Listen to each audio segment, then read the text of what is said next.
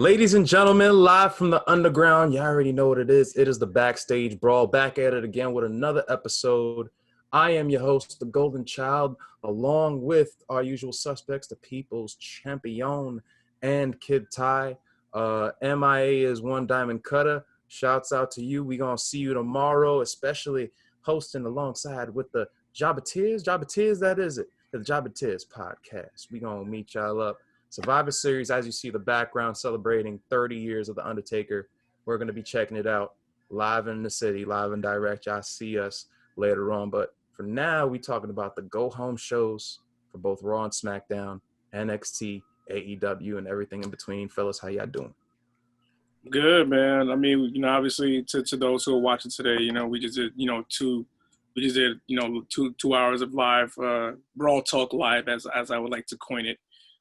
For our Instagram live show today. We had a pretty good dialogue. We talked about we basically reminisced on early NXT. We kind of went down memory lane. We talked about our Survivor Series moments. We even had an idea, like if you had a DeLorean, which three time periods would you like to travel back to? And in terms of crowd reaction or just moments would you like to be in? We even took some questions. We also talked about Survivor Series, SmackDown and whatnot, and just shooting the breeze and having a conversation and whatnot. So we were definitely doing that. So that was something that we did this afternoon, and hope you guys check our Instagram live. I kind of like the Brawl Talk Live that me and Eric have been doing. Check that thing out. Hey, listen, it gets spicy too. I came through in that joint, and I saw like they were going back and forth about Taker. It was a little bit, got a little political. I ain't gonna lie. I walked in there like, ooh, I don't know about all this, but it got hot and testy. But that's what it is. It's all debate, all conversation. We all having fun at the end of the day, talking about the sport that we happen to enjoy. Kid Ty, how you living, bro? I'm I don't have. I'm all right. I mean, I'm interested to see what happens tomorrow. It's going to be a different experience watching this pay-per-view with us being at the watch party with jobber tears and so it's gonna be interesting. It's gonna be like the closest thing to back when everyone would just watch football at the bar and stuff like that. So I'm interested to see how that goes. I'm also interested to see how the event itself goes because it's been a very weird roller coaster of a Survivor Series build as it's been for the past couple of years, where a lot of surprise twists and turns have happened. So we'll see what goes down. Yeah, so let's get into it, man. So like Monday Night Raw, it ended with like a title change in the effect of Drew McIntyre upending Randy Orton. The week prior, they teased Roman versus Drew. And on Monday Night Raw, Drew McIntyre basically cemented that match, making Drew McIntyre versus Roman Reigns by virtue of beating Randy. SmackDown, he has the contract signing. Of course, all those little different things that happen on Monday Night Raw, as well as last night on SmackDown. You saw Daniel Bryan come back against, fellow SmackDown counterpart Jey Uso, who will be competing this Sunday. Seth Rollins basically taking the L on the way to Survivor Series as a member also of Team SmackDown. So from between SmackDown, admits this very, very, albeit rushed sort of deal with how Survivor Series has turned out. How did y'all think the go home shows went out? What was your biggest takeaways from that thing? I think if you look at the Raw go home show, especially the end, the theme of the night, especially with Drew, which has been a solid motif that they've been doing over the last couple of weeks with Sheamus and Drew. I felt like they've been doing a very good job in terms of telling that story, telling that friendship, and that's been a very good benchmark in terms of Drew chasing the title. I kind of understood that, the Fiend kind of went away from Randy and Drew to focus on The Miz, and because that story also has a thread of history between the two of them. And liking the fact that the Money in the Bank, briefcase is being implemented and being talked about, and how he came out and trying to, enforce himself into this foray for the title. Orton just being the calm and cool customer that he is.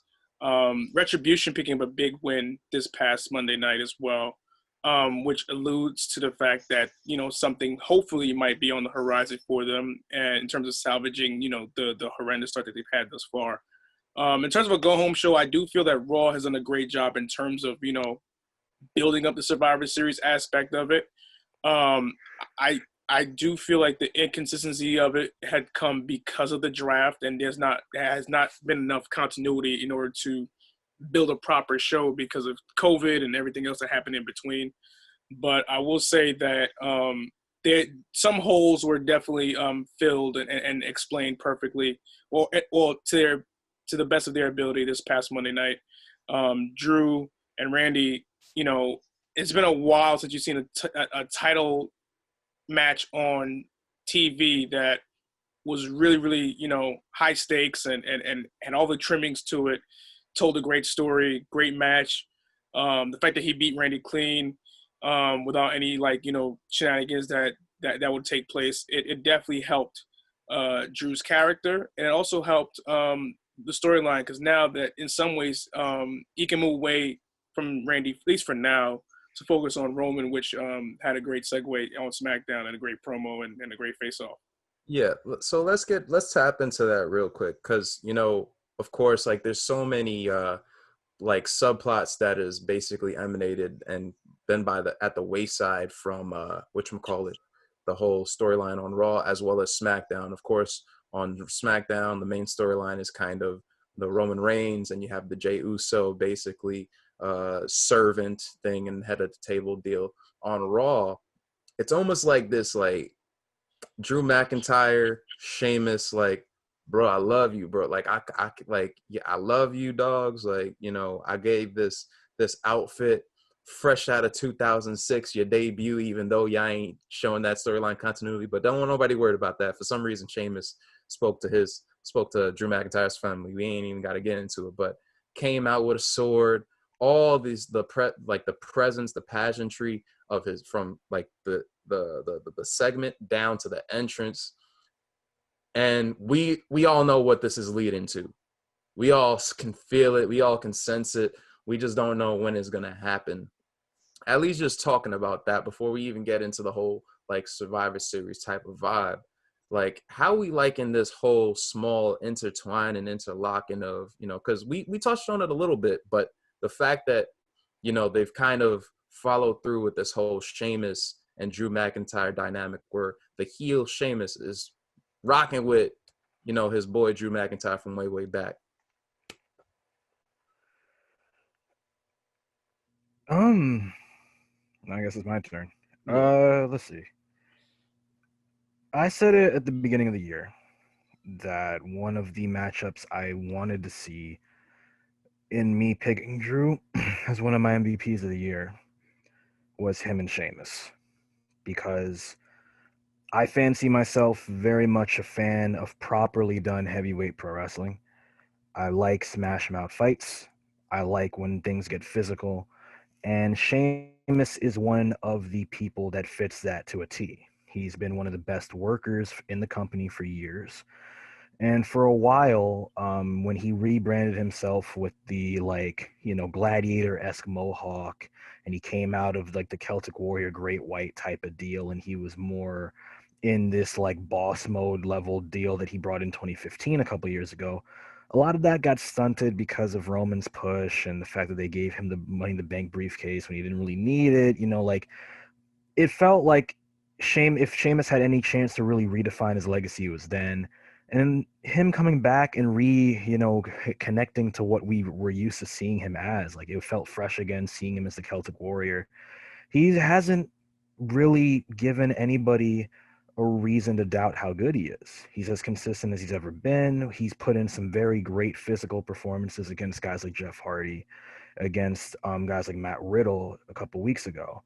And him and Drew know each other very well. They trained with each other. They've worked with each other all across the European wrestling circuit. And to see them have a proper match with that magnitude on the grand stage, as opposed to maybe an FCW or another developmental, is something I'd like to see. Especially considering I've gotten a couple of these Sheamus Cesaro, Sheamus Wade Barrett type matches, which are also really nice.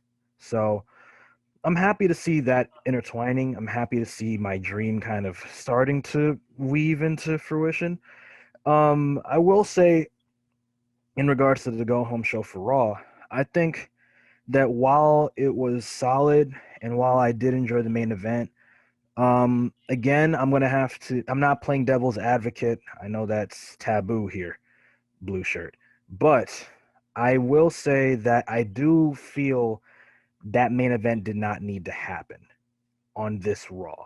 I still feel as though, if anything, we could have gotten some mix of that in the Hell in a Cell, back at Hell in a Cell with Orton and Drew, if the original plan was to have Drew face Roman Reigns at Survivor Series. Because over the past couple years, we've seen the WWE Championship change hands before the pay-per-view before. We saw it with Jinder Mahal and AJ Styles, which led to AJ Brock 1, and we hoping for a 2.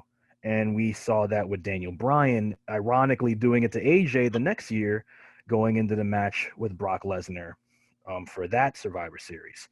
So the ironically being unpredictable with the road to Survivor Series has become somewhat predictable with the WWE Championship constantly changing hands right before the pay-per-view. And I would have preferred if you were going to go, and there are a lot of things about Survivor Series we all kind of agree are weird. Like you said, it's rushed. We question whether it should have been brand neutral or brand supremacy.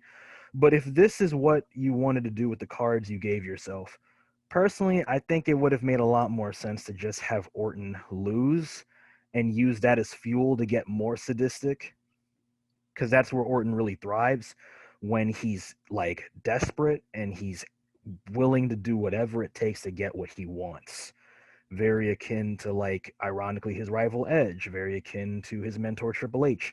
And I think that that would have worked out better. Drew going into Survivor Series thinking he's done with Orton because he's beaten Orton on 3 back-to-back occasions, and going into the match with Roman with all that dominance, because both guys are going in with a level of dominance throughout the year.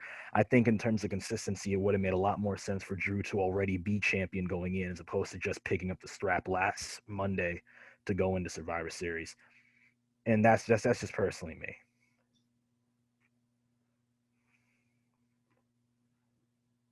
You're muted. Muted. Yeah, we edit that out in Yeah, post. no, like that's a fact. Whatchamacallit, it makes sense because, like, when you think about it, you have these two horses, at the top in the peak of their primes, both same age, same build, same, like, like similar pedigrees, like, as it pertains to being within the industry over the past several years. You see Drew McIntyre, Roman Reigns, their archetypes have been like these horses. And for them both to be at the top of their game, it kind of gives you that, like, thing of, like, all right, although we know Roman is always that guy where it's like, LOL, Roman wins. He's became the Cena and the whole LOL blank wins. Drew McIntyre, especially throughout the year, has developed this whole thing of, yo, like, I'm that dude. Like, And I'm that dude. they have And inverted arc, like you bring up the yeah, archetypes.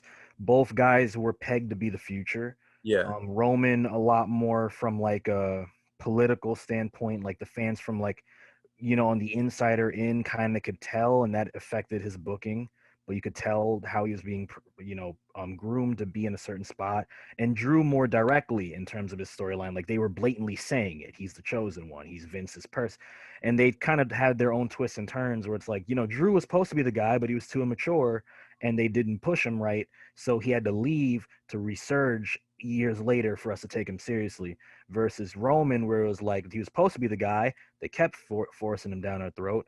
He wasn't being accepted, hence the heel turn. So it's like it's kind of two takes on a yeah, similar role in yeah. that And sense. and it would have been, and to your point, Ty, like, it would have been, like, super dope for him to walk in still as champ, unbeaten, unscathed, with a hot, white hot Roman Reigns and a white hot Drew McIntyre, and you have a Randy Orton that's sadistic, because the dynamic. Not to say that Randy Orton lost steam in any effect, but the dynamic kind of turned into circa '09 Orton, where, like, we kind of had the remnants of, like, he was killing everyone. He punted Vince, punted Shane. He was punting everybody, and then he won the title, and then eventually he went on this series with Cena, and everyone was kind of like, okay, Orton's still that dude, but this is so desensitized where it's just like, all right, well, you know, his character is shifted to this like sadistic but sort of cowardice type of guy, which we saw with him as champion, little remnants. Although we appreciated it and we knew that Randy Orton excels in that role, it shifted the character from what he was earlier this year, which was a guy who was so sadistic that he was like, I'm gonna kill you, but I'm doing this because I love you. Ironically Yeah, enough, it was Roman Reigns, which is weird, which is why they have the same voice. We ain't got to talk about it. The point being, I like you, Drew. I love you. love you, man. Drew is going through mental hell. Right? Imagine And then just Randy him in Orton, like Drew was like, I just dealt with you. Literally Drew, on Raw. Drew just in a Are in a you dark room. Roman? Or are you Randy? Just yeah, like imagine him in a dark room, blindfolded, and he has to listen to both of them talk. He's like, who the? They're both pissing me off, but I don't know who to slap. Like We it's both that have bad. bad wives. You don't know who I am, man. The only difference is because when I talk now, because of my veneers, you see my teeth while I talk.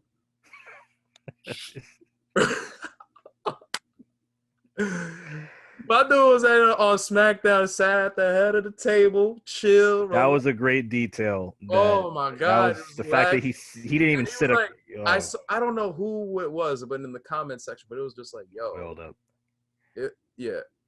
No, keep going. I'm just gonna Like, get my turn. they were in somewhere in the comment section. They were sitting down and they were talking, and they were like, "Yo, listen, just the fact that he was talking with his hands like this just makes him so much more menacing." You're just like, Drew, you know, I like you, Drew. I like you, Drew, and he's talking with his hands like a boss. There's a whole boss battle going on. Mafioso. I like you, Drew. I really do. But I'm going to say exactly what Paul said to me 5 years ago. You're the right guy at the right place at the wrong time. Which is so ironic because he even mentioned that Drew was a secondary champion to him, which is something that people have been saying the Universal Championship has been the WWE title in terms of prestige. But in reality, the Universal Championship's actually been treated more like the world title that the WWE cares about the past couple of years because of who's holding it, usually like a Brock or a Goldberg, as opposed to the new talent, or Roman before, you know, he had to take his hiatus. So Yes. it's like there's a lot of reality in that, which is pretty interesting. And you know, it's kind of crazy because it's like Roman can say this holding the championship with X amount of title defenses underneath, whereas Drew's just been like proving himself to be the real champion of the company. For it's like no matter how hard you prove yourself throughout the year, Roman's like, I'm still the man. I'm still it's pretty cool. And you know, as rushed as the dynamic is, and the fact that they've only spent two weeks, you know, together, it's pretty cool seeing like the whole thing of where like after the promo, not like they're so white hot that for a quick second you could just forgive, at least for a split second, all of the like over rushness, because like once you get into that segment and like Roman's just like, you're a secondary guy, I'm the head of the table, and it's like I believe it, especially considering the fact that your character is that. Like I believe that I'm that dude and you're not that dude. I mean, let's call it how it is. Yeah. This main event is the most anticipated main event all year post Edge Orton. And this main event is what's really carrying this card. Well, I mean, I think the co-main event I mean not Taker 30. We'll get. I'm not talking about Taker. I was talking about Sasha and Asuka. I think I'll tell you why. Sasha and I'm not talking Asuka, about build. I'm talking about like in terms of what kind of match, the anticipation for that. No, yeah, match. but here's the thing. But here's the thing. In terms of hitting every checkbox. Oh no, Sasha and Asuka, we saw it months ago. We saw a spree of them throughout the summer to where the fans are like, this is literally us rewinding a couple months back. Roman and Drew have not fought each other since WrestleMania 36, 35? I think the pay-per-view after with Shane and Taker. Okay. Yeah, so we haven't seen them fight since Extreme Rules of last year. and the fact that they're two different versions of who they were compared to where they were back then. It's interesting, and it's really what's carrying the card, and it's kind of saving WWE's lack of you know logical booking for this year's Survivor Series from Mhm. different angles. We've talked about it enough, but I mean that's the reality. And you know what? People can buy it. They did a good job individually getting us to care about both guys. So I think that's definitely a victory on WWE's part. But obviously you wish it would translate to the rest of the. Although I am interested to see what happens with Sami Zayn and Bobby Lashley, considering Sami Zayn verbally has been doing an amazing Yo, he job. eat good, homeboy, man. And he eat. Listen to tweets. Yeah, I done seen it on our socials. Yeah, I done seen it on Twitter. My boy Sami Zayn is going off on that dude, man. He going off. He's basically. He poked the bear. And it's been, and you know what? In terms of the intertwining story, sorry, hiccups, Yeah, intertwining stories. We also saw on the Go Home Show on the SmackDown that there might be some stories coming out of Survivor Series because what Daniel Bryan and Sami Zayn's interaction, where Daniel Bryan looked like a mix of a Euro NBA player Steve I told and Nash. you it's not and Daniel Steve Bryan no Nash. more. It's not Daniel Bryan no more. You know the name. We watched. Danilo. Say it and we edit and post. Point It's being, Danilo Bryan. You got to get it straight. Danilo.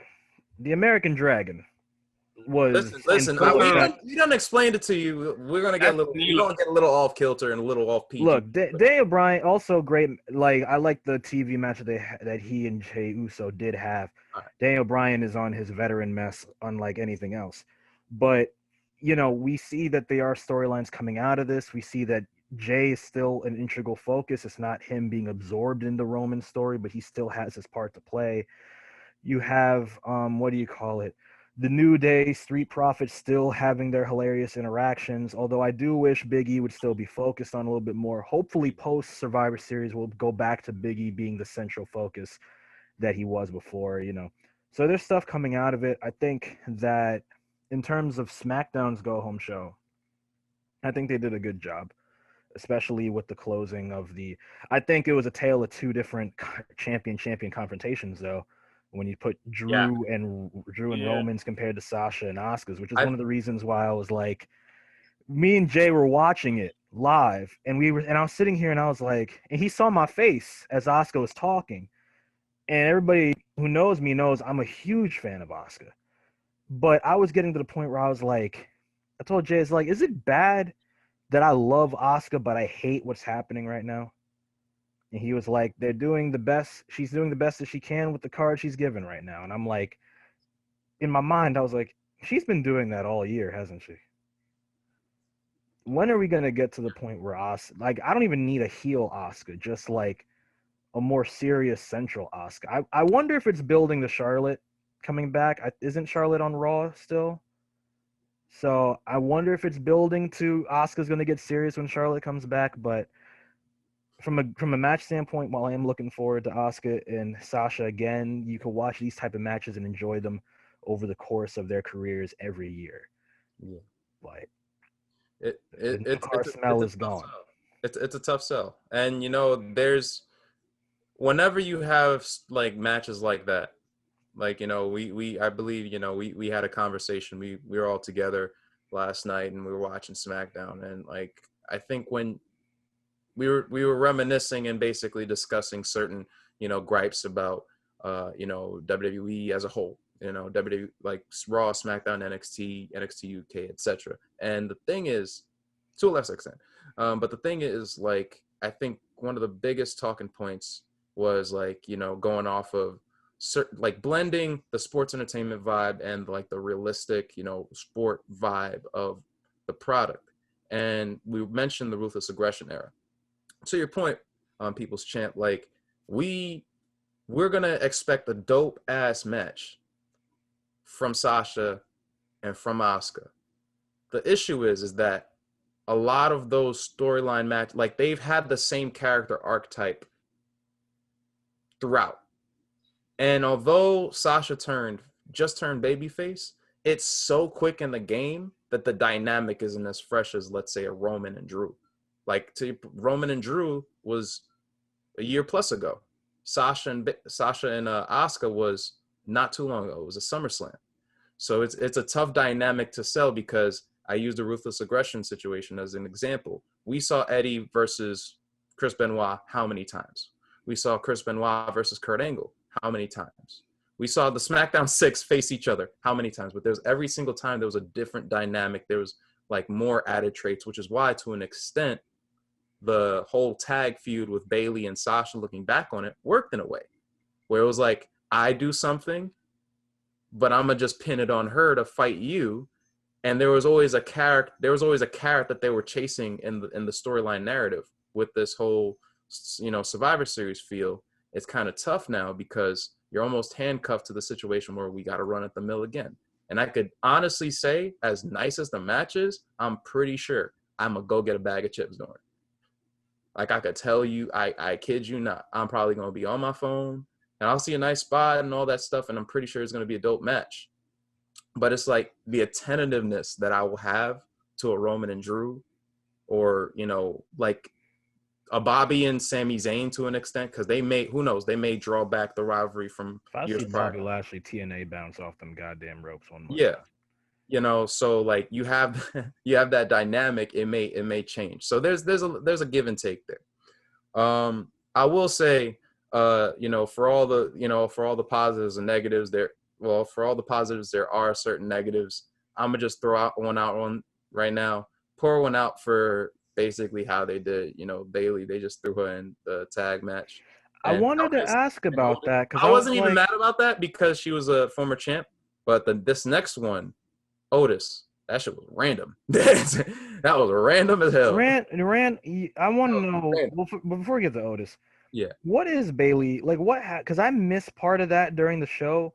Because last night, folks, we were also watching the Brothers of Destruction documentary, a part of the Taker collection for the 30 years. What do you call it? We were watching that, and we missed the Bailey part.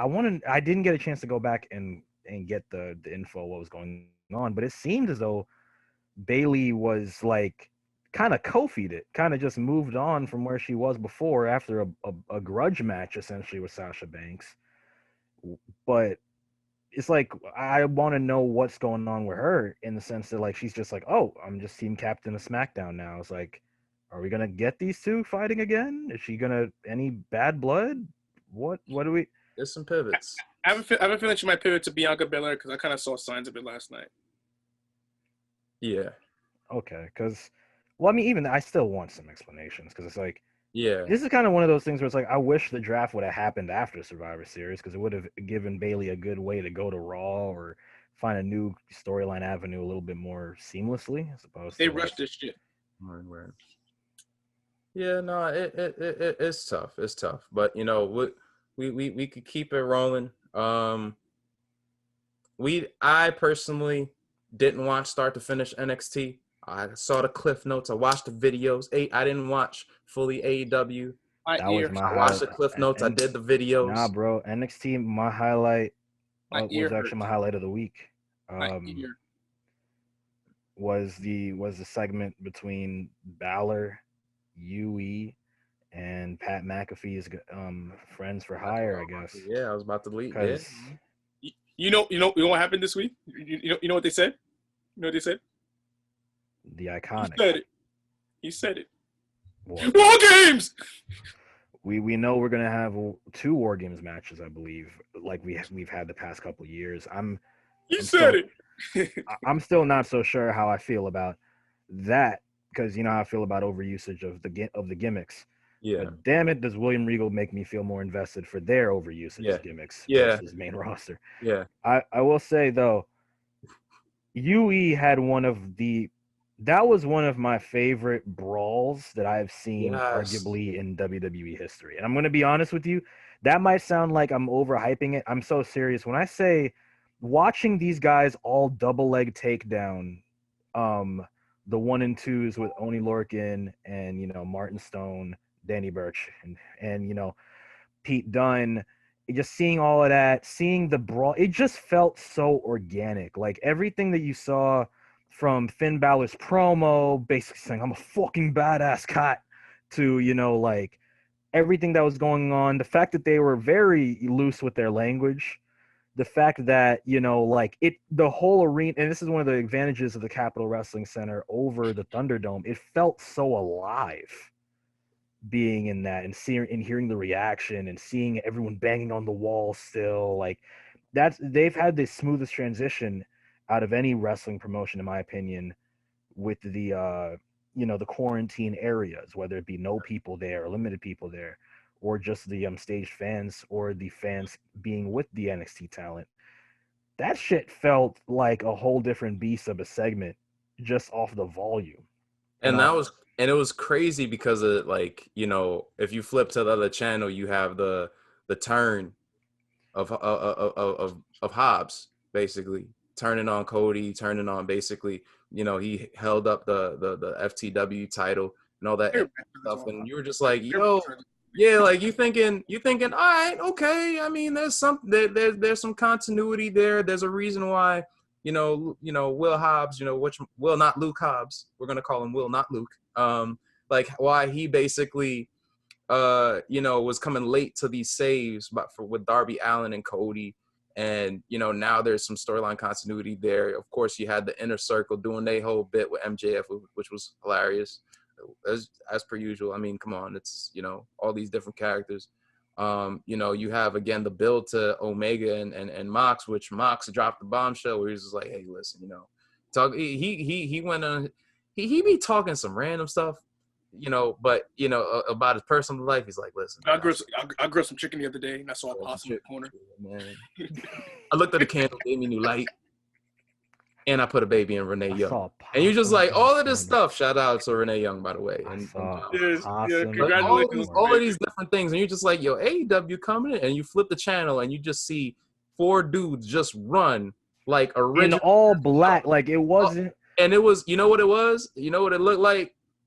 Because we big PS2 nerds, it low-key looked like you modded a 4-man group doing the animation to the original SVR to do the beat-up animation. And where you just like run in, yes, and then you have to press next swoops in the ring. And then, bro, it was like... It was that whole bit. Just... Because the thing...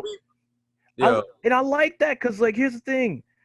They look like 4 goons just broke through the arena. Like, take away, the classic WWE, got the entry. Like, Finn Balor basically said checkmate on Pat McAfee. Yeah. And said, yo, you forgot something. And I planned it. And you just saw Undisputed Era run like goons, came in and messed everything up. And the camera work was perfect. Finn dipped without a trace. I did not see I don't know where he could have I'm assuming he hit under the ring or the announce table. But Pat McAfee saying we killed this, like literally saying we killed him. He's dead. He's this. He's that. Like we don't even get to hear that language much anymore. Like it used to be such commonplace language before. You know what is funny? Like we touched on this yesterday in regards to how NXT of now has remnants of things of the ruthless aggression era. This is attitude, and Pat McAfee is like this person and this person 100% in like promos and in ring now. He's Shane McMahon 99. Yeah, and thank God, no. He hasn't died yet. Yeah, he didn't do that. Like without the Vince stuff and all that. Like his promo work and the fact that he's like not a wrestler, but he's athletic enough to pull off some certain stuff. And that actually makes me very happy you said that. That's a spot on. And there's no Joey Abs. Exactly. I mean, hey, I'm playing. Listen. You're gonna feed him the Midian, and then this guy's gonna be like, no, that's one thing I don't need to see with all that background there. Midian and then naked Midian. I'm good. But that's what it feels like, and that was, and for the people who wondering what contextually what we're talking, we had a conversation yesterday again, like Jay said, about where like I was saying, I was peeling my case as to like what I want to see from the business, and NXT is giving me essentially what I think the future of the main roster should be. them taking themselves more seriously, coming up with different presentation styles to push feuds and to do interviews and to do, like the sit downs are awesome. Like we saw with Kyle O'Reilly and Finn Balor, we've seen in the past, the little who are these guys, those little vignettes they would do for week, ironically with Finn Balor back a couple years ago. Like a lot of the, presentation aspects and things that they do is like, yeah, you're still in a wrestling universe, but you can take it a lot more seriously, which makes it a lot easier for you to get invested.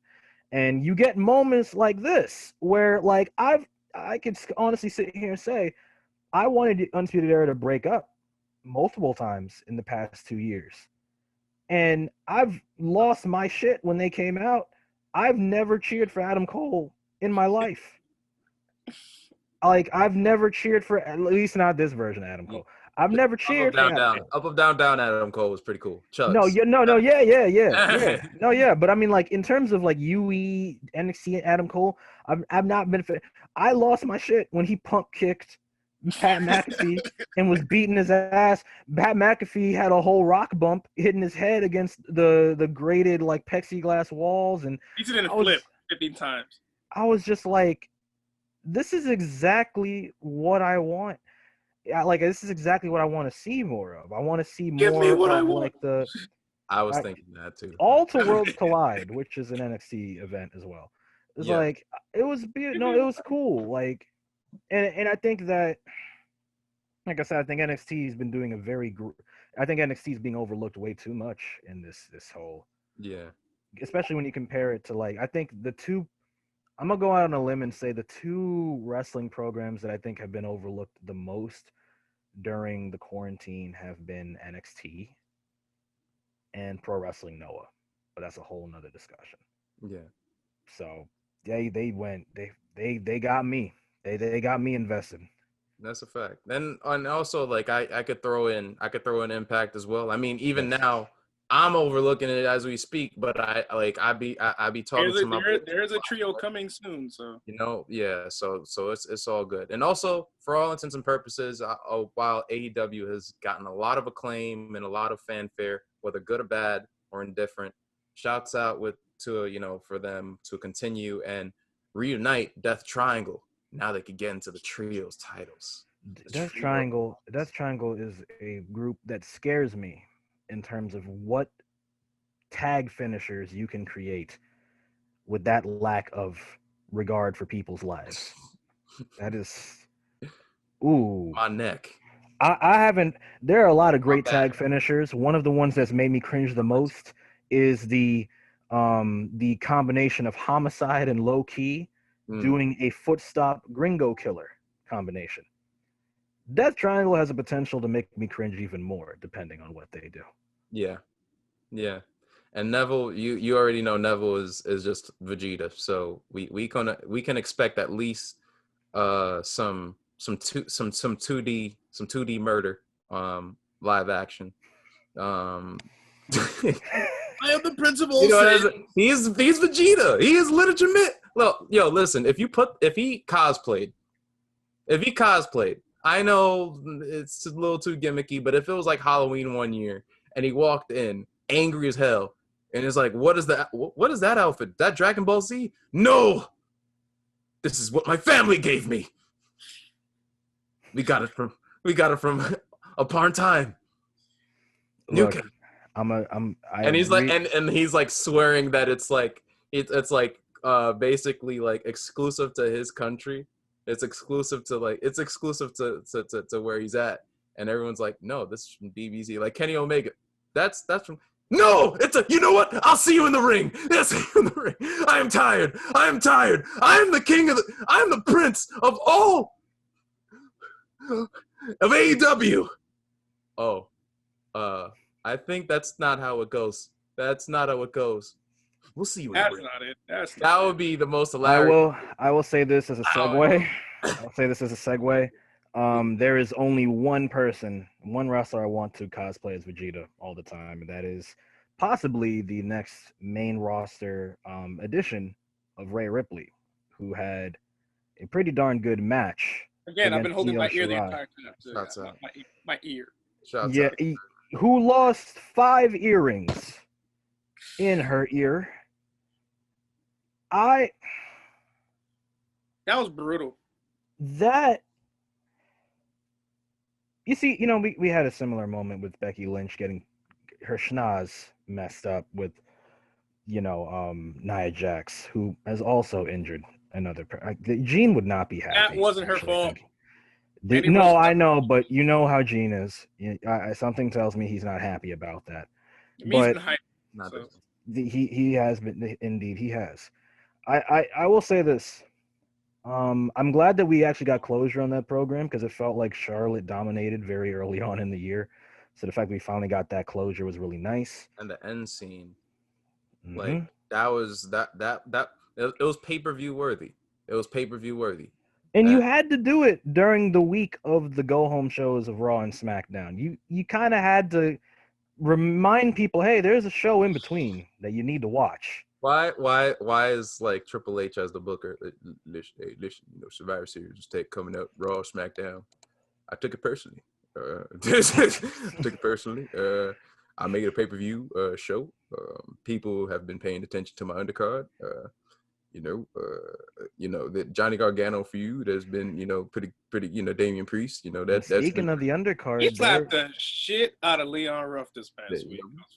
we have even more coming in NXT in terms of news because there's rumors going around that NXT, now that the live event model is essentially being pegged to be dead, even after things return to somewhat normalcy with the pandemic, now Triple H is pitching the idea of doing a secondary NXT show for the main NXT brand as a way to compensate for the fact that there won't be live events for the talents to work on their craft or for talents that don't get to make it for the 2 hours of NXT.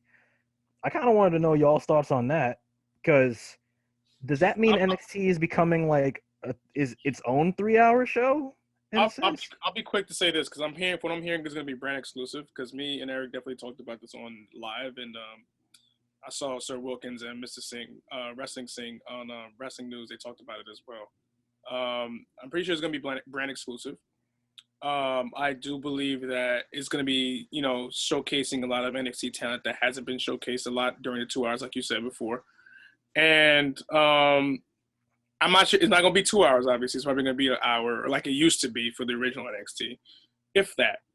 And I'm pretty sure they might infuse people from 205 and main event that are not really, showcased on either brand at all to get some recognition on that show. So I think that's where I'm looking at. And from Triple H's view, over the last year, his role within the main company in terms of WWE is diminished. So if anybody knows Triple H, he is a true student of the game. He's also an ultimate petty person and very competitive. So he's trying to find his way to say, okay, y'all don't want me doing this on the main roster and undercutting me. This is what I'm going to do. And in some ways, it's always been his plan to, but with the pandemic and his diminished role, in in the main offices in Connecticut, this expedites it. So this gives him enough to do and gives people who are doing production, because I'm pretty sure this will give guys like Johnny Gargano more leeway in terms of production, guys who are already performing to basically produce and help book the show while they're still down there. So I think this gives them a lot more of a role, when they're not on TV, which you start to see even in UK. So he's giving guys that are on the roster that's still there, active, free, some leeway to learn more about the business and being more active and being interactive to help guys grow. So I think that's something that is going to be with the NXT show that's going to be on the network. Now the question is, because I'm looking at it like NXT's getting their own Sunday Night Heat or their own Saturday type Velocity show. Yeah. Do you think that it's essentially like? Do you think it'd be smart for them to have it be strictly to the NXT brand? Do you think that they might make it a tape show where they have half the matches be NXT and the other half be UK with undercard talent? Because UK is going to suffer from not having live events either. Do you think they might mix the two? I have a feeling they're gonna get some people from different brands. Like I said before, like I think they're probably gonna take some pieces from 205. They're gonna take some pieces from main event that have not been showcased, put them on along with NXT talent that are not originally showcased. They're probably gonna put those guys under an umbrella for at least for an hour to see what they can do and help them grow. And I think that's their measuring stick of what they want to do. So kind of like how NXT and Velocity used to be for developmentals from OVW and pieces of FCW back in the day, and how they would come on and guys who had tryouts on the show would come out and do that, this and the third. So this will be something for them moving forward. And this is something that Triple H is doing under his umbrella, because now NXT's from what we've now know over the last couple of years, NXT is their own little bubble within a bubble, and now they're creating something even further within that. So I think that's where Triple H is going with that. And to your point in regards to like extending NXT's like hours, because you did mention like that could be a possibility. I would not rule it out, only for the fact that, you know, US, like they've made the contract with USA. Clearly there's been a lot of like leeway that, you know, USA has given them, whether it be Monday Night Raw. We saw it with Drew McIntyre versus Randy Orton. It went up to, I believe, 11:05, 11:10, and afterwards they have Miz and Maurice. You know, it used to be like the Modern Families of the world, and I forget the name of that rich family. We ain't even got to get into it, but like the Chrisley. No, yeah. Shit. I'm out of the loop. I mean, I have no bearings with that. Regardless, it used to be them. Now it's basically Miz and Maurice marathon. So the WWE owns like the blocks between more or less 8 o'clock to basically midnight. And like they've been like, especially the way that their deal has been constructed and how it's played out on TV, you kind of could see that, to the point of which people are getting into the Miz and Maurice shows and things of that nature. So if they're going to utilize like that time slot, they're going to basically use it to the best of their abilities. And since NXT has been off and popping, and you know that while like, WWE as a whole, they're telling you that this is not a competition with AEW. So, you know, Vince has been known to undertake a lot of those like WCW elements, those aspects that WCW used in the war, and basically fine tune it and make it into his own.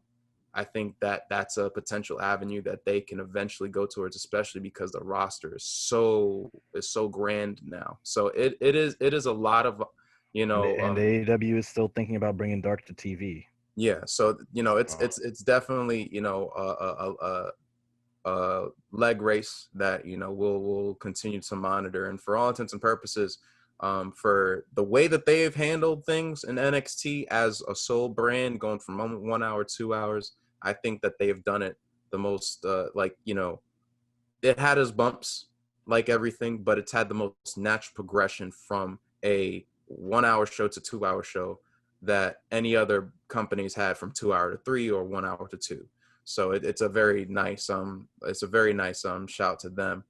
I do want to get, before we do, of course, pay tribute to Taker, do want to get at least some hot takes, or, you know, bold predictions, things to look out for, of course, tomorrow's Survivor Series. Of course, 30 years since this brother has been in you know, our hearts, and our minds. What are you guys thinking in regards to this pay-per-view? What are you guys thinking, like, things to look out for? What you checking for Survivor Series? I'd actually look for Retribution, to be honest. I think that Retribution might do something tomorrow, considering what they did this past Monday. It seems in a positive trend that they might do something on Survivor Series, considering the fact that Ali's been hinting at it. I wouldn't be surprised if, despite Raw being as dominant as they are, and SmackDown being so outmatched, they'll just try to find ways to kind of either screw both or screw one or the other, because it doesn't really matter, because they don't, you know, privy to, you know, either show, even though they are exclusive to Raw. I'll look out for that. I'd also look out for possibly Jey Uso, who can possibly cost Roman the match. There could be an angle where he can probably cost him a match where Drew might beat him and give Drew a momentum and make Roman that much menacing going into, you know, the next pay-per-view event in terms of whoever's his opponent. I think that's going to be something that will be looked at, or the Fiend as well. Fiend might actually be in the tennis, whether it be screwing Drew or basically hinting at the fact that he's coming after the title, or possibly paying his ode to the dead man and just saying, well, I'm taking the baton from here, as, you know, Undertaker ushers himself out of the company as an active superstar. There's so much possibilities for a guy like the Fiend. You know, of course, Retribution, like that's one of those things that, like, you can go high or low, especially these past couple of weeks. Of course, Ricochet a couple of weeks back, he had that match with Ricochet. It was pretty dope. This past week, they had that win, albeit it was to further the, you know, basically mismatch of superstars on Raw who were representing Raw in the men's tag match. You know, it was more about that story as opposed to Retribution. So you could potentially see them. But Bray Wyatt, I think I hinted at it the last week, and we touched on it a little bit. The small, like, just fantasy booking, because I don't think it is likely, but just the fantasy booking of potentially having a Bray Wyatt screw Drew McIntyre, and like just to keep the stall in a bit for the Sheamus deal, because I feel like the Sheamus deal has like Royal Rumble written on it, and it needs a pay. Like I feel like it warrants a pay-per-view even higher for that. There's so many. Yeah, exactly. Oh it's like, but the thing is, like, the fact that Bray, like, let's say Bray comes in, pulls up, and Roman's like, fuck. You like, fuck. Like, I listen, dog, I know all those years back, I'm the head of the table. I'm gonna let you get a piece of the chicken, dog. Yo, it's Thanksgiving time. Yo, I'll get you a piece of the turkey. You want some stuffing, dog? I'm the head of the table. You could chill in my chair, at least for a little bit, but you could chill in my chair. You know what I'm saying? Like, and then he turns around, hits Drew. Oh, let me get this pin right quick. And then that's how, like, you know, you get the loss for Drew. So there's so much different possibilities, and it could lead to, of course, Bray versus Drew. So, and then the Taker, of course, like, it could even be the whole, you know, giving Taker the ode. It could be even taking down Taker, because there's a lot of people who are in the camp of, we've seen Taker retire so many different times. It could be Taker trying to go for another match. Who knows, right? So, yeah, no, I'm not advocating for him. I'm just saying. But here's the thing. I mean, Taker recently in an interview said he's 100% done. Mentally, he's done. He wants to contribute to the future of the business. He doesn't want to be a part of the current. But it's always Vince, like, looming around. So he says, you never know. I might end up getting called back into the office. But Taker could easily say no. The hope is that he will, unlike the previous times. I actually have a hot take for the show that I know people might not agree with this, but I brought it up yesterday to the guys, and I think that I think there is something that can be done about this. My hot take for the show, because, you know, there are a lot of possibilities. I still think Retribution could ruin the Survivor Series tag match and get all the heat on them that way. I think that'd be productive for them. Bray Wyatt can interfere wherever he wants, whether it be attacking Taker during the celebration, which I expect to be reminiscent of Ric Flair's retirement, having everybody come out.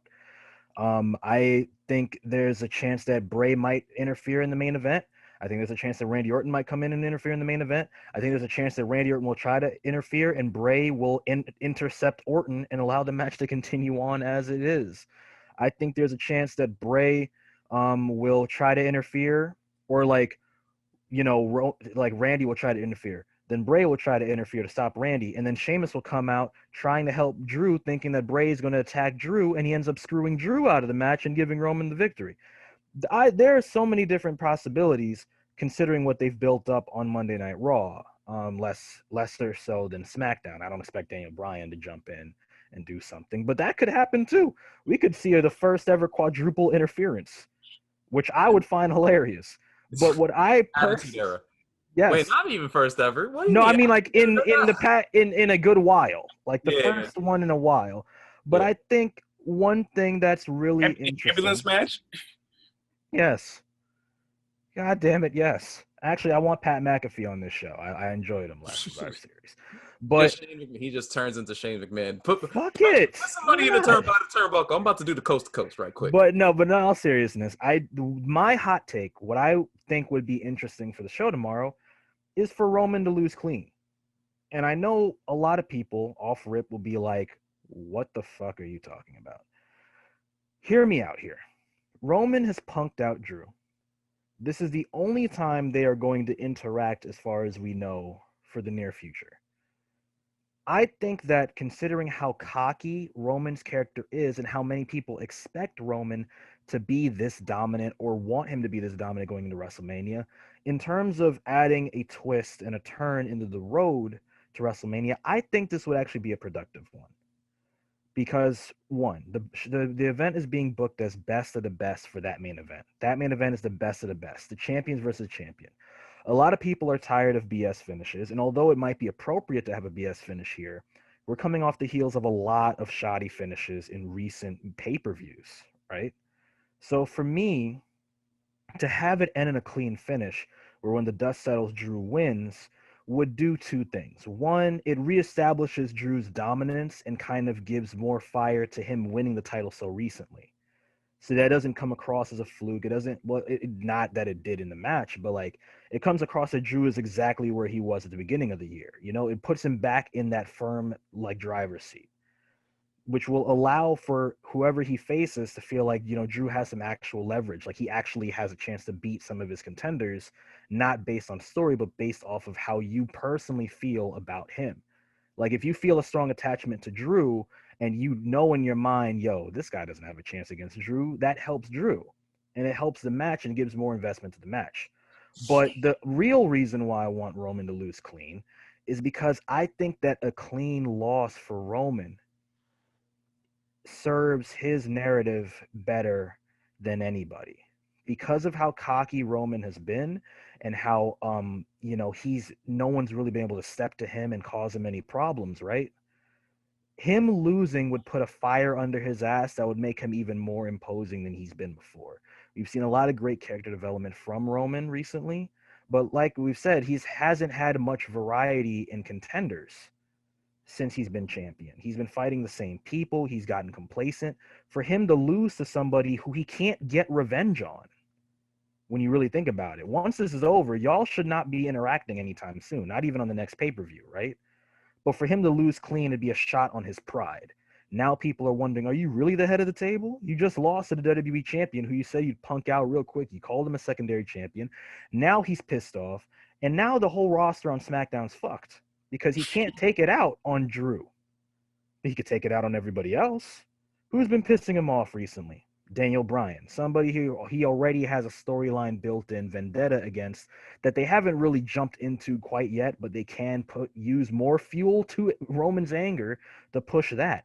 Now you're going to bully Bryan because of what Drew did to you and what Bryan did to you all those years ago. You have all this anger. You don't know what to do with it. Maybe you take it out on Jay a bit. Maybe you take it out on Jimmy a bit if he shows up, you know? I think that for Roman to be this overconfident and to be dominant going to WrestleMania works. But I think that in terms of stunting his confidence and making him question himself, I think it can push him even higher than where he actually is. And I think it's actually like a welcome addition to the road to WrestleMania. Because if you're expecting him to be dominant and you know it works, that's cool. But if you take a risk that actually still fits the narrative, it makes the road a little bit less predictable. It makes you question, what is Roman going to do to, you know, fill that void in his self-esteem? Yeah.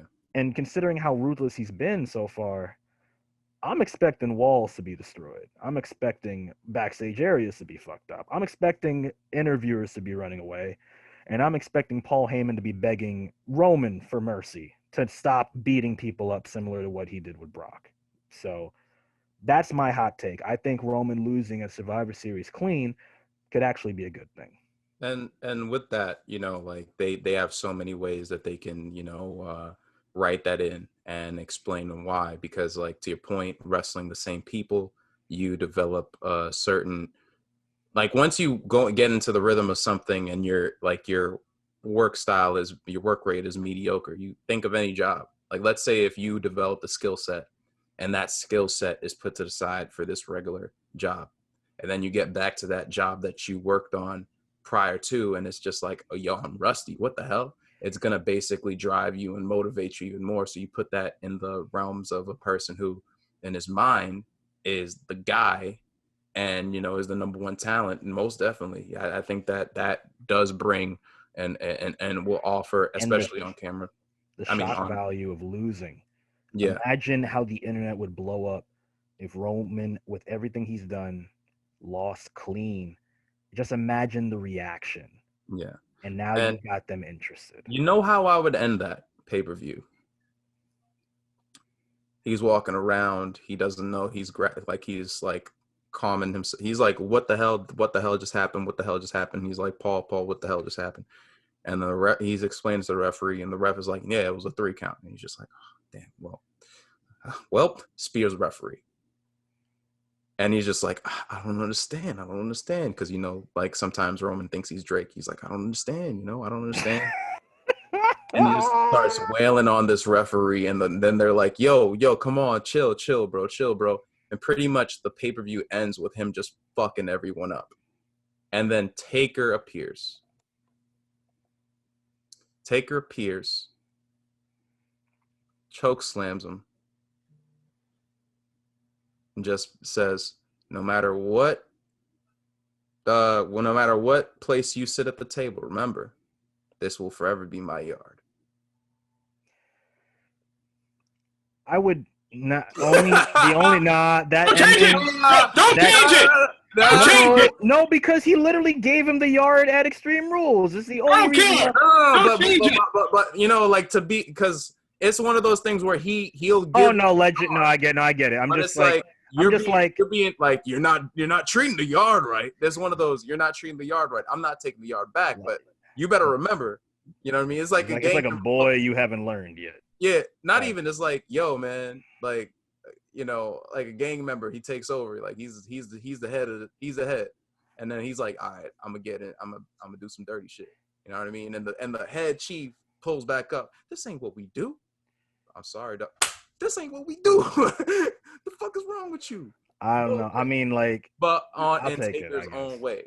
Yeah, no, I'll take it. I just, God, if Taker ends up being one of Roman's potential competitors at the next Mania, just because of you, I will find you and your lack of neck, and I will choke slam you medieval style into hell. Yo, I gotta sell for everybody, man. Listen, off camera, we gotta talk, because I definitely took a German suplex by someone who, that shall not be named, who looks like Roman. And listen, we ain't gotta talk about it. But to end it off, of course, we are talking about. I did kind of put Taker half because I feel like it does work, but half because it does lead to this next segment and the last segment of this episode. I just wanted to get your thoughts, and honestly, just off rip, we talked about, I believe it was Eddie Guerrero, his best moment to Taker. You could use the Survivor Series, you could use all time, your best moments to commemorate 30 years of Taker.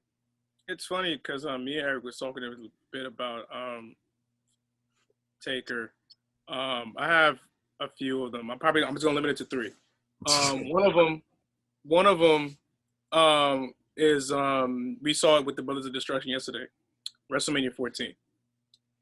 His entrance, coming in looking like Batman and just like had the whole garb and everything. He came in like really putting Kane over, 2 big men, and Taker looking very vulnerable, because up to that point, Taker's usually just invincible at that time. And, you started to see more of his book being, showcased in the ring, this and the third.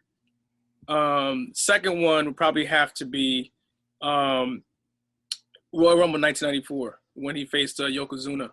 I remember like borrowing the DVD from Carl. I used to use a barter system using PlayStation 2 video games for DVDs. Just shout out to the Podfather. Shout out to my boy Marvin, his younger brother, who looked out.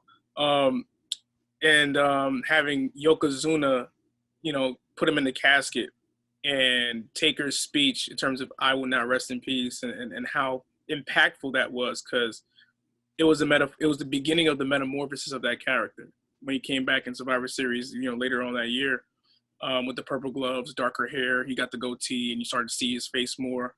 And then my last one, I would probably have to say when he finally won a championship title at WrestleMania 23, basically for me. When he got a chance to finally win after 10 years, almost to the day when he won the World Heavyweight Championship from Batista. Because at the time, Taker, he never really had long title reigns, or at the time never won the title enough like the John Cena's or the Rocks or Stone Cold Steve Austin's. Because at the time he was 4-time champion. And when he won against Batista, it was such a monumental moment because, you know, Taker was always one to always put others over before he would, put himself over. He was always someone to put the business first before anything.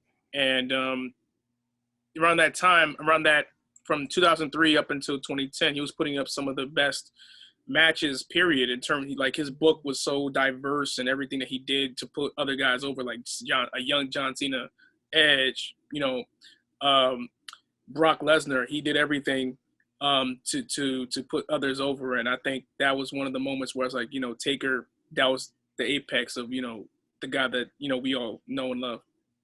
It's funny, because discussing Taker's title reigns and the fact that it was such a monumental moment because it was 10 years removed from the Sid match at Mania, I believe 13. I think that whenever we discuss these monsters, we discuss I had this whole big spar back and forth with Eric months earlier, even prior to the pod, about putting the strap on Braun or these big time monsters that WWE promotes. I think that in a weird way, Taker was a template that, ironically enough, WWE and wrestling companies in general know that's there, but they don't necessarily execute it quite anymore. And it's that whole thing of where I don't need the title to be that dude. I don't need it. I'm just that dude. I'm a whoop your ass. If I ever pull up against Kurt Angle or Eddie Guerrero or whoever the case may be, I'm going to be that guy. It's just the fact that my character caters to a certain thing that, for all intents and purposes, builds the show and allows it to basically stand on its legs. Because for all intents and purposes, if I'm in the main event 24/7, then the rest of the show is just going to fall by the wayside. But if I'm with a guy who basically needs to face his fears, and I'm a character who basically embodies face his fears, and Kane did the same thing on Raw right around the time where Undertaker was doing it on SmackDown. So I think that that's a lost art and something that, not necessarily a moment in time for Taker, but something that I would definitely miss. Ended it off with you, Kid Ty.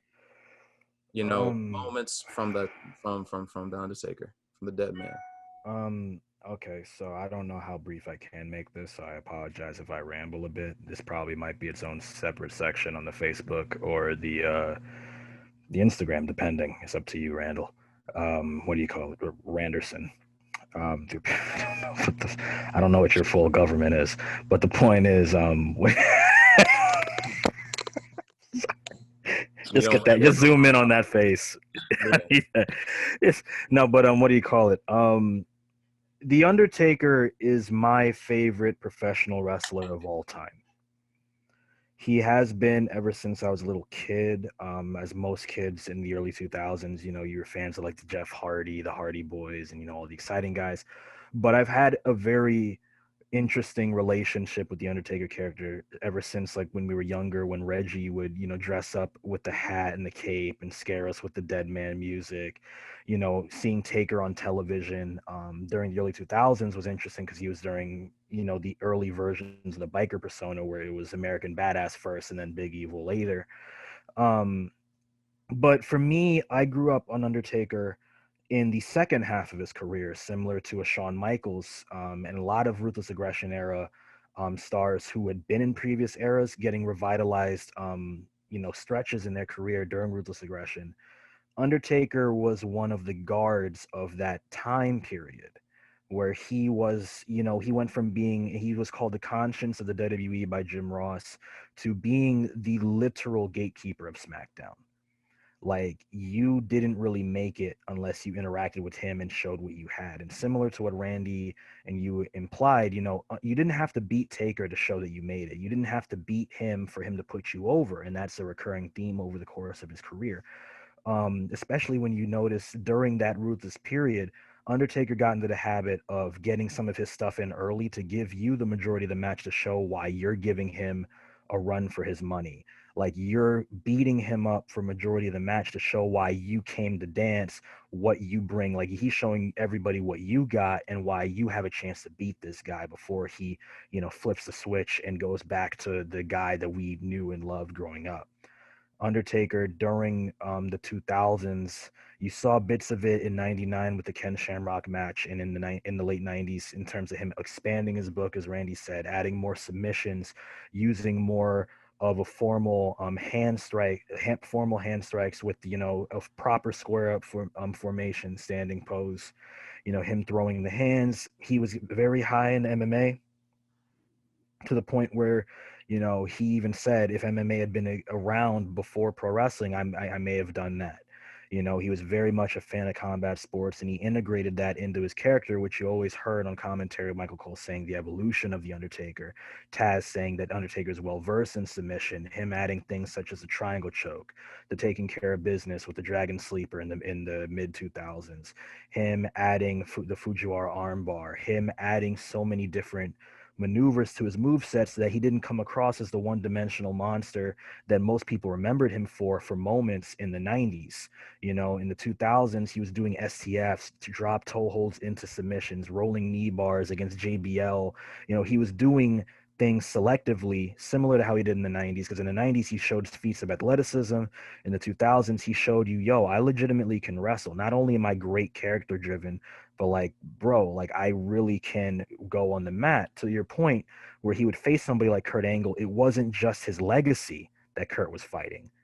In those matches that you saw in 2003 for the WWE Championship before Brock Lesnar went and swung like it was MLB The Show with the chair, to the rematches we saw with Kurt and Taker in 2006 with one of the best SmackDown main events ever at No Way Out 2006, which was supposed to be the main event of WrestleMania 22, to the rematch we saw later that week on SmackDown before Mark Henry, his actual WrestleMania 22 opponent, came in. Taker legitimately was showing people, yo, I can actually wrestle, which is something he had been wanting to do since 1990, prior when he was working as Mean Mark and the Punisher and all. That version of the Punisher. He, to me, was one of those guys that, like, you could tell he genuinely loved the business. He didn't mind doing what he needed to do for the company. He was one of the most loyal um, performers in the history of professional wrestling, regardless of the promotion, and to a fault, especially in the later parts of his career. But during his prime and during the glory days of his career, he was a person that was, you know, WWE, you really, like, you've gotten used to a lot of talents not being there anymore.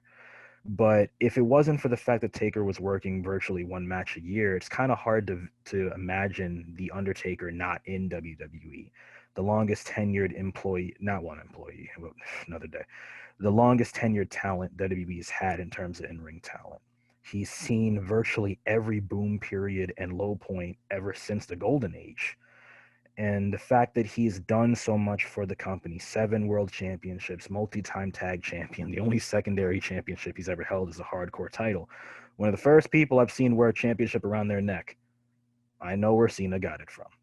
The point being is that him also setting a different precedent for being a locker room leader, somebody you can bounce ideas off of, somebody who, as many people have said in previous shoot interviews and in other interviews, saying, like, you could go to Taker and he would watch tape, he would help you, he'd give you little details, like him talking to Gregory Helms about how, yeah, you might be the cruiserweight champion, and some people might not look at you as a big deal, but you're going to hold that belt with pride and make people take it seriously, which we saw how that worked out for Gregory Helms being one of SmackDown's best kept secrets. We've seen a guy like Undertaker who just seems to command respect and have a different presence and aura. It feels like two different people.